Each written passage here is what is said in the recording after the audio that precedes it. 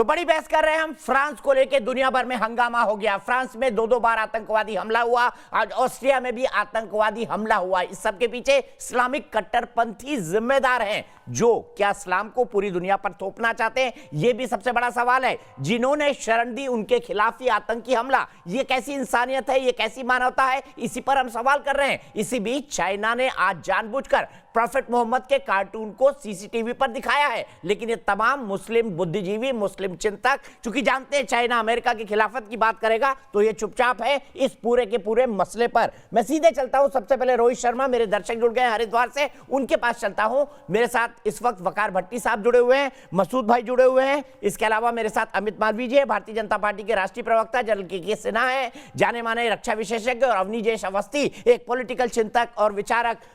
सीधे रोहित शर्मा के पास चलते हैं। रोहित हरिद्वार में है इस वक्त। रोहित बताइए, क्या मानते हैं आप आज की इस पूरी बहस पे, और आपको क्या लगता है फ्रांस के खिलाफ इतना हमला, लेकिन चाइना के बारे में चुप्पी क्यों?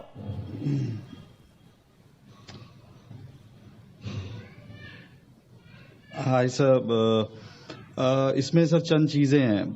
Actually education plays a very important role in anyone's life.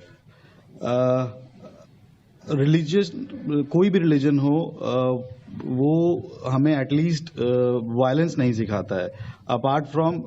और रिलीजन्स की अगर हम बात ही करें तो रिलीजन एज सच कोई रिलीजियस एजुकेशन नहीं होती है, जैसे हमने कहीं ना कहीं शायद इस्लाम में देखी भी है। मदरसे हो गए या उनकी जो और जो जितनी भी एजुकेशन टेक्निक्स हैं, वो लोग कहीं ना कहीं डाइवर्ट करते हैं attention towards their own education, which leads a person in doing these such incidences. ठीक है, आपने कहा रिलीजियस एजुकेशन। अवनीजेश अवस्थी जी, क्या मदरसों की रिलीजियस एजुकेशन इस स्थिति के लिए जिम्मेदार है, खासतौर पर साउथ ईस्ट एशिया में? दीपक जी, बड़ी साफ सी बात है। यहाँ पर मसूद हाशमी जी बैठे हैं, उन्होंने वकार भट्टी की बात पे कहा ये उनकी सोच है, उन्होंने ये नहीं कहा कि ये गलत सोच है, उन्होंने कहा ये उनकी सोच है।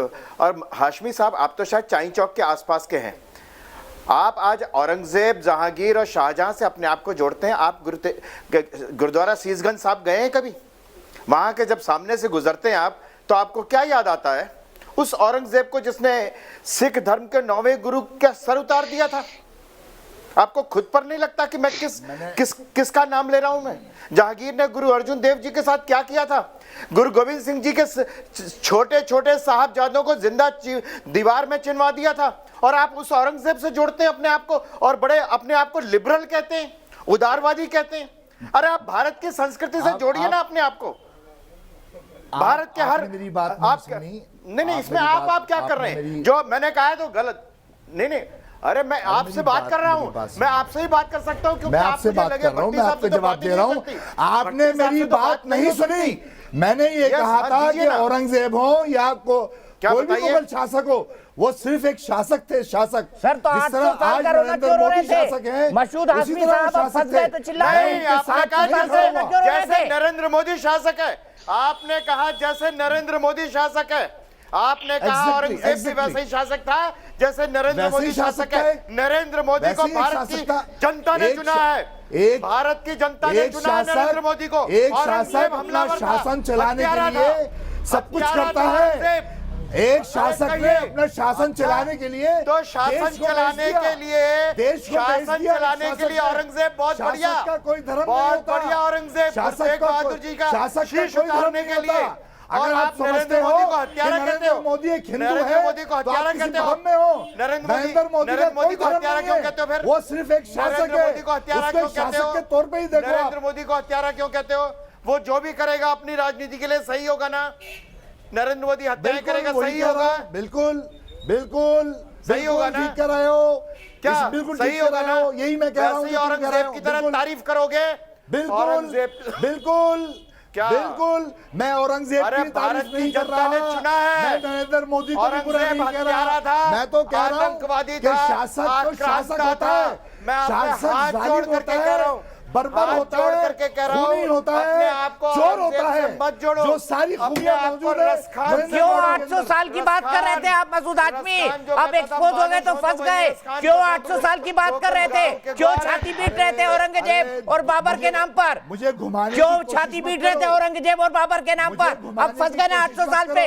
मैंने अब जो रोने बात लगे ना? कही थी, मैं अब उसी रोने बात पर लगे? कायम हूं। अब नीचे जी ने आपको एक्सपोज किया तो मैं रोने जिस लगे? बात पे था दीपक आप एक्सपोज हो गए ना?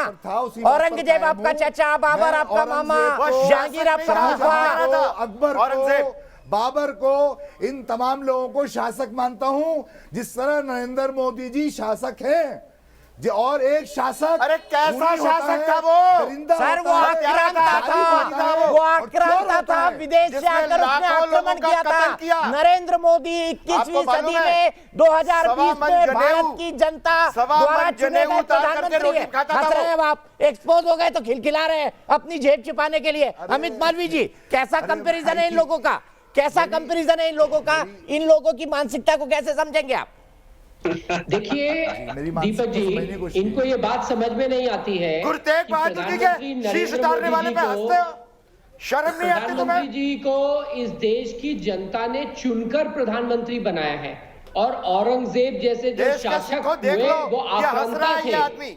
ये गुरु वो तेग लोग बहादुर थे जी के जिन्होंने शीश उतारने वाले पे हंस हिंदुओं रहा है ये को आदमी। मारकर अपनी सियासत उस को, बहस अपने में मत आओ ना साम्राज्य यार। को विस्तार उस बहस को- किया, लेकिन इनको ये औरंगजेब फर्क को समझ गाली में नहीं बकने आता। से कुछ नहीं होने वाला, तरक्की नहीं होने वाली। ठीक है, ठीक है, नरेंद्र मोदी आपका ने जो प्रेम हिंदुस्तान पता को लग बेचने गया। का काम शुरू आपके किया है, चचा, मुमा, उसको रोको। फूफा सब औरंगजेब, बाबर सब वही हैं, उन्हीं की गाते रहे आप। जनरल सिन्हा इसको क्या मानसिकता मानेंगे? क्या यही मानसिकता शाहीन बाग के लिए जिम्मेदार नहीं है? देखिए दीपक जी, आप बहुत सही बता रहे हैं। देखिए मैं आपको ले जाता हूं कुछ दिन की बात, और ये पाकिस्तान से ये लगती है। आप जिहादी जॉन का आपने भी बहुत चलाया होगा, जब वो आईएसआईएस का गुर्गा शरेआम कत्ल करते हुए वीडियो डालता था और वो चलती थी, और ये जिहादी जॉन पाकिस्तान का ही निकला। और जब हेमराज का सर कलम करके ले गए थे और टीवियों में चलाते थे पाकिस्तान के अंदर, तो मानसिकता नहीं गई है इनकी। और आज जब आपके टीवी चैनलों में बैठे हुए ये लोग, चाहे शाहीन बाग हो, चाहे देश के अंदर में दिल्ली रैट हो, ये वहीं से चलता हुआ आईएसआई का वही षड्यंत्र है जिसको हम लोग देख के भी अनजाना करना चाहते हैं। तो ये चीजें आप जो बता रहे हैं वो आज के दिन 2020 में, आज के दिन जब एक डोनाल्ड ट्रंप, और आप भी थे गुजरात में 24 तारीख को, डोनाल्ड ट्रंप आते हैं फरवरी में, और उसी रात दिल्ली में आपका आईएसआई दंगा करवाता है इन्हीं मुस्लिमों से, आरएसएस यही जिहादियों से, कराया यही था। गले काटने वाले लोगों से। के सिन्हा और आरएसएस ने काटे दंगा जाते कराया हैं। था। करेक्ट योर फ्रांस में भी आरएसएस ने गला काटा था मसूद आजमी। फ्रांस में भी आरएसएस ने गला काटा था। पाकिस्तान में भी आरएसएस है, सीरिया में भी आरएसएस है, नाइजीरिया में भी आरएसएस है, माली में भी आरएसएस ने हमला किया है। आप लोगों का फोबिया है जनरल सिन्हा। दिल्ली के अंदर गला काटा आपने। के सिन्हा, आरएसएस का नाम लो, आरएसएस का नाम अरे लो। आपको तो आरएसएस ने जिंदा दंगा जलाना ही कराया था। चाहिए। आरएसएस क्या बात, आरएसएस ने, जो ये आतंकवादी है, जिहादी जोन है, आरएसएस का नाम लो, चाहे कोई हो, आरएसएस का नाम लो, जितने भी जिहाद आरएसएस का चलाने नाम वाले लो, हो, इमरान आरएसएस खान का हो, नाम लो, बाजवा हो, आरएसएस का नाम अच्छा, मैं एक सवाल पूछना चाहता हूँ मसूद साहब, मसूद साहब, जैसे मसूद साहब, जब प्रॉफेट मोहम्मद के परिवार वालों को मारा गया तब आरएसएस के कौन लोग थे वहां थे? बताइए ना। बालाकोट याद है आरएसएस ने, सर, जब प्रॉफेट मोहम्मद के बच्चों को मारा गया तब वहां पर कौन से आरएसएस के लोग थे? जवाब दो मसूद हाशमी। पूरी दुनिया में सबसे ज्यादा आतंकी अगर किसी ग्रुप में है तो आरएसएस में है।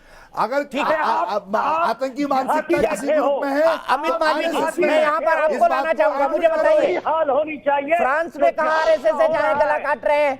ऑस्ट्रिया में कहाँ आरएसएस से जाए गला काट रहे हैं?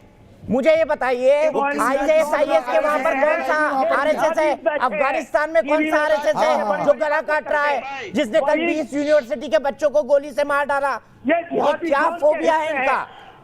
ये इस्लामिक और ताहिर हुसैन जिसके यहाँ पे बम और गुलेल मिले थे, पता करके बता देना आरएसएस की कौन सी शाखा में जाता था वो, अमित पारवी जी। दीपक अपने देश की बात कर रहा हूँ। ये बैठा हुआ भट्टी बोल रहा है। ताहिर हुसैन भी आरएसएस की शाखा में जाता था। आरएसएस से हो दीपक, तुम भी आरएसएस से हो क्या?